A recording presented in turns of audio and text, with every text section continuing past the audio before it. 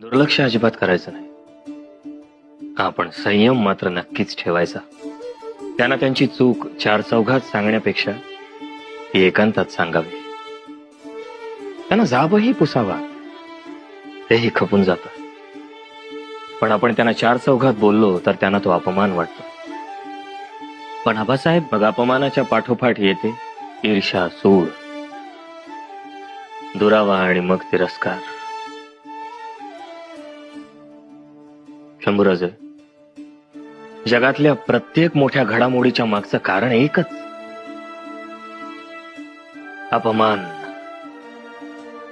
मग ते रामायण असेल, महाभारत असेल, नंदकुळाचा नाश असेल.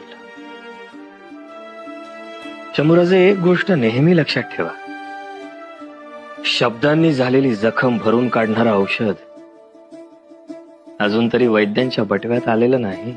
आबासाहेब, आमच्याकडून आगळीक घडली असं आपल्याला वाटत असेल तर आम्ही माफी मागतो अनाजी पंतांची. नको. एकदा सुटलेला बाण आणि निघालेला शब्द पुन्हा माघारी येणे नाही. तो तसा येऊही नये.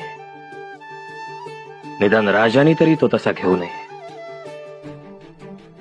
आबासाहेब, आम्हाला तुमच्या स्वप्नातलं स्वराज्य आणखी वाढवायचं.